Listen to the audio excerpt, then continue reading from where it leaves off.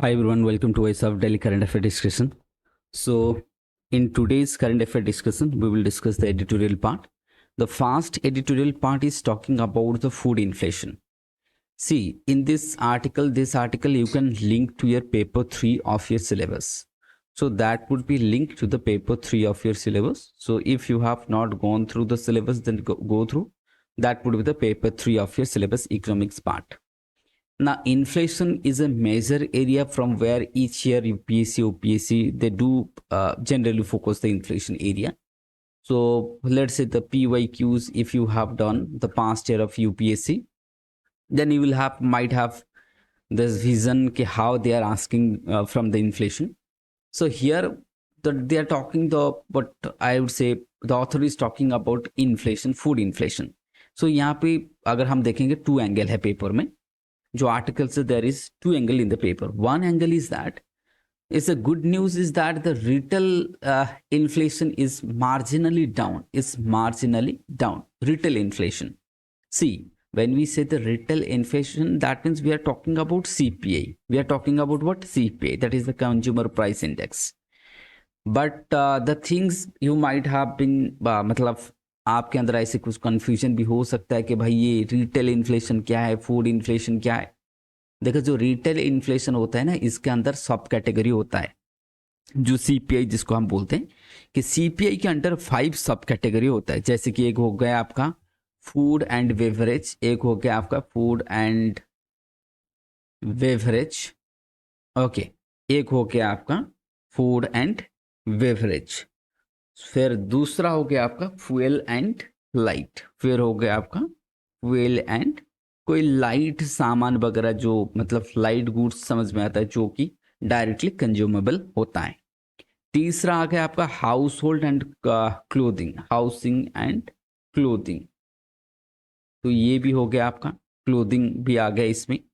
Then आता है आपका बेडिंग एंड फुटवेयर्स, ये भी हो गया आपका, that is bedding and footwears, ये भी आ गया, फुटवेयर्स हो गया.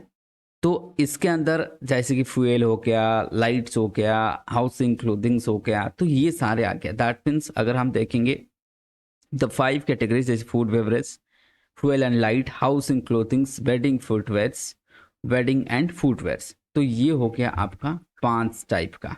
ये सारे इनको बोलते हैं सब टाइप्स अंडर सीपीआई. सीपीआई के अंडर सब टाइप्स है.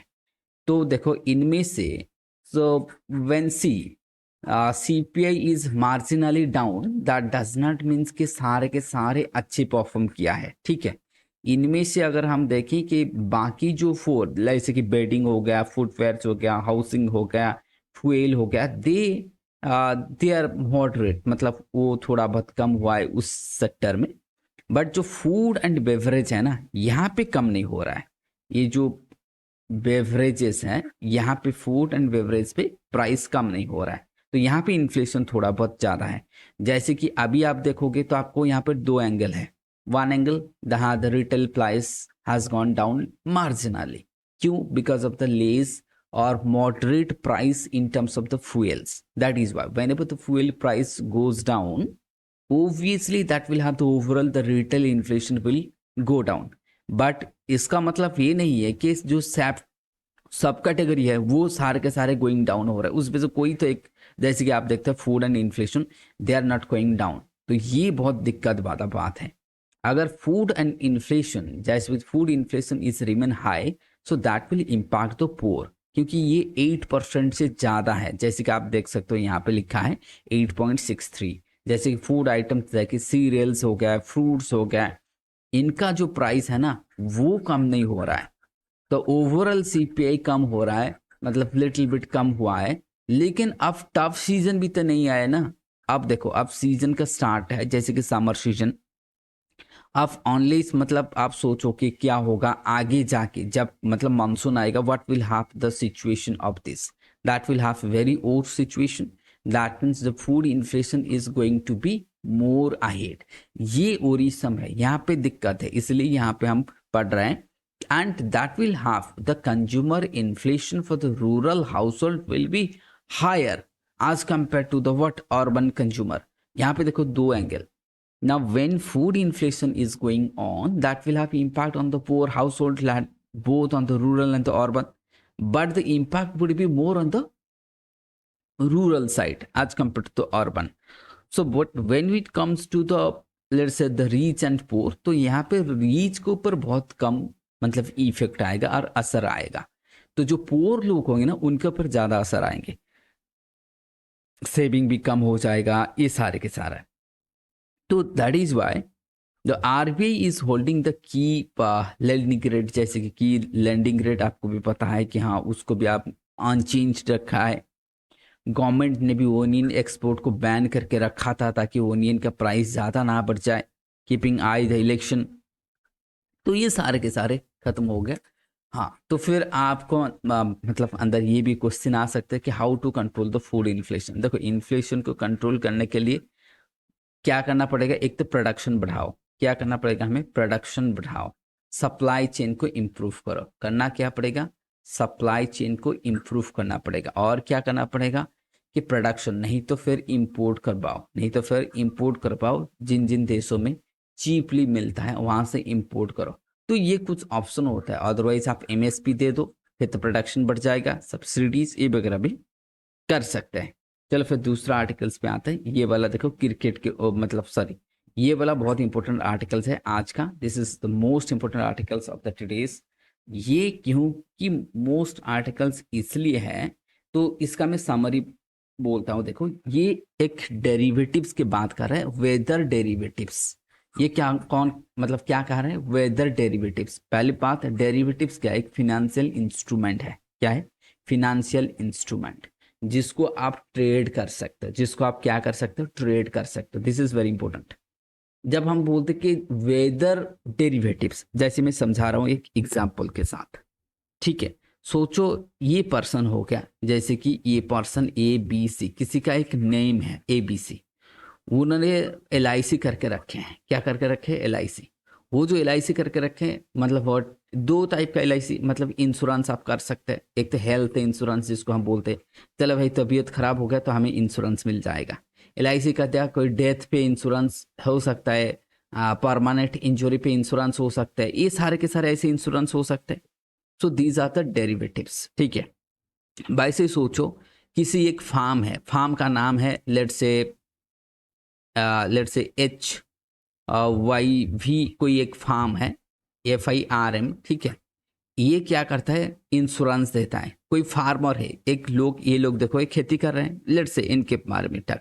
तो भाई इंश्योरेंस ये लोग क्या करेंगे? इंश्योरेंस करेंगे. दैट मीन्स जो इंश्योरेंस कंपनी वो बेचेंगे.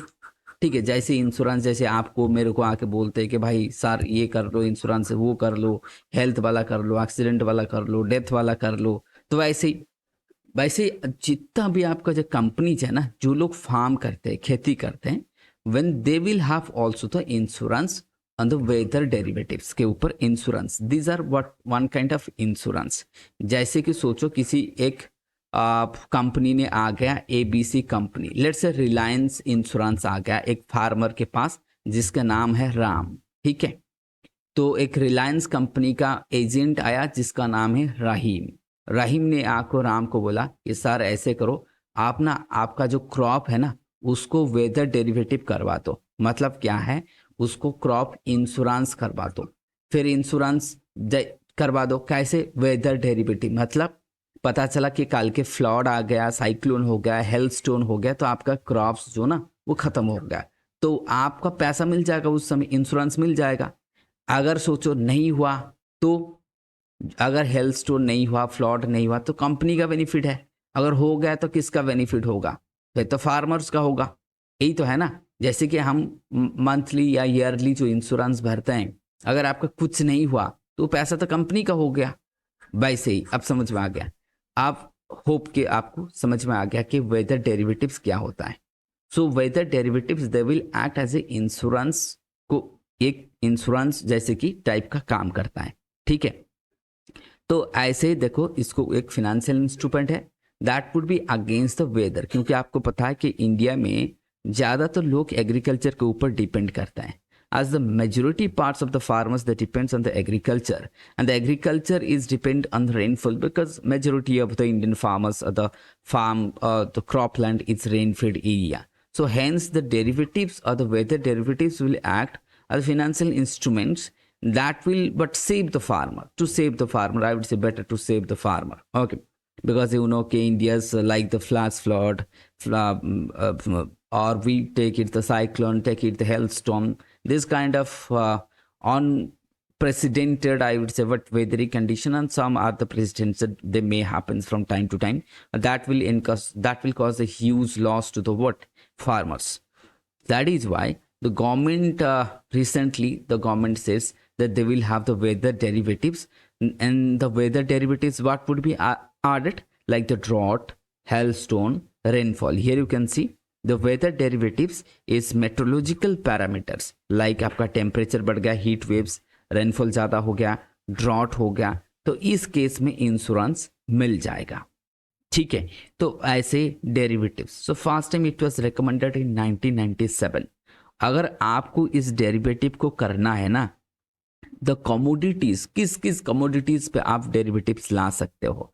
In India the derivatives that is contract has been commodity of goods notified by the Government of India by amending the what Securities Contract Regulation Act 1956 को. जो जो derivatives आप add करना चाहते हो, तो यहाँ पे थोड़ा बहुत आपको क्या करना पड़ेगा, यहाँ पे क्या करना पड़ेगा, टाइम टू टाइम आपको नोटिफाई करना पड़ेगा. नोटिफाई करके इस एक्ट के अंदर इसको किया जाएगा. तो ये आपको समझ में आ गया कि डेरिवेटिव्स क्या है. सो मतलब जैसे कि दूसरे कंट्री भी ऐसे करता है, ऐसे नहीं कि India is the fast country in the world. They are going through the weather derivatives. Many other countries in the world they are also going through the weather derivatives. That will respite, that will give the respite to the farmers. Otherwise they will have the loss, उनके पास बहुत loss हो जाएगा. And weather derivatives will definitely be the utmost significance for the agrarian economy like ours.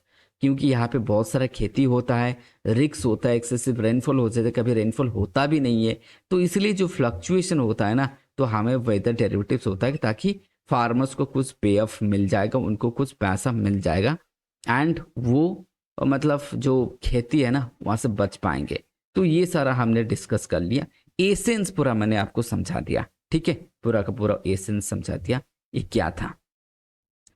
चलो फिर ये आज के लिए इतना ही है, क्योंकि बाकी जो आपको जो मेन आर्टिकल्स ना, ये देखो लोकसभा इलेक्शन के ऊपर है. जो भी आर्टिकल्स इलेक्शन के ऊपर आते हैं उसको मैं डिस्कस नहीं करता हूँ.